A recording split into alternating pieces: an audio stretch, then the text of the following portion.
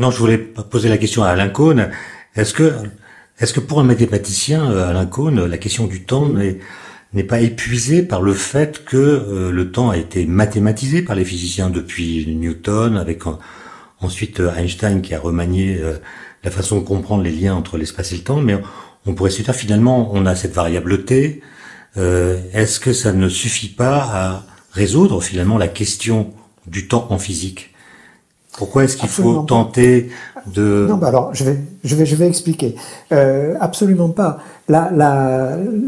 En gros, ce qu'il faut arriver à avoir comme image mentale, c'est que la relativité générale, en présentant l'espace-temps, nous donne une feuille blanche pour écrire le passé et le futur potentiel. Et un des besoins humains les plus évidents, c'est le besoin d'écrire une histoire, que le passé bouge encore.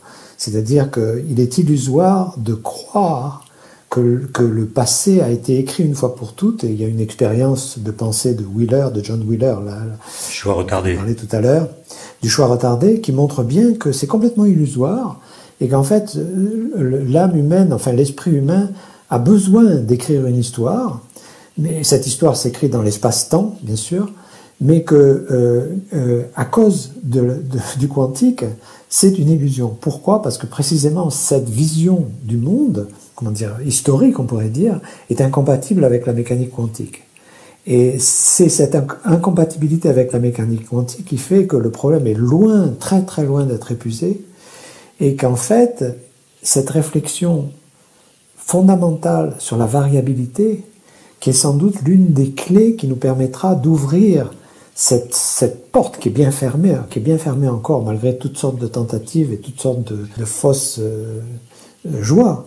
Donc en fait, si vous voulez, ce qui se produit, c'est que à cause de ce problème-là, de l'incompatibilité du quantique avec la formulation de la gravité par Einstein, on sait très bien que l'on ne connaît pas, qu'on n'a pas encore un modèle qui rendra compte de ce qu'est la réalité extérieure. Donc, et le problème, il est sans doute beaucoup plus philosophique que technique au sens suivant, c'est ce que j'essayais d'expliquer, c'est que arriver à faire un tel retour sur les fondements de la physique, pour en arriver à ne plus écrire des équations du type défi sur dt égale quelque chose, c'est-à-dire la variabilité paramétrée par le temps, c'est quelque chose qui est considérable comme difficulté, mais quand ce sera fait, ça répondra parfaitement à la question justement de l'intrication dans le quantique et de ce que Einstein appelait spooky action at a distance.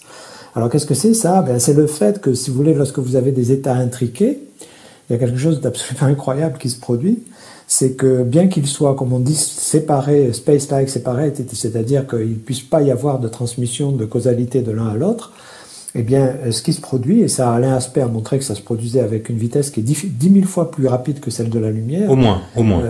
Au moins 10 000 fois plus vite que celle de la lumière. Il y a une interférence, il y a quelque chose qui se produit lorsqu'on fait une expérience sur A, eh bien, immédiatement, le résultat sur B est corrélé, c'est une corrélation, c'est pas une, bien sûr, ça ne contredit pas, si vous voulez, la causalité, mais c'est quelque chose qui est absolument incompréhensible avec notre historique en termes d'espace-temps. Pourquoi? Parce que on peut très bien dire que c'est A qui a influé sur B ou que c'est B qui a influé sur A, puisque l'un et l'autre ne sont pas reliés causalement. Et alors ça, si vous voulez, c'est quelque chose qui est inexplicable dans notre écriture sur la page blanche donnée par la relativité générale.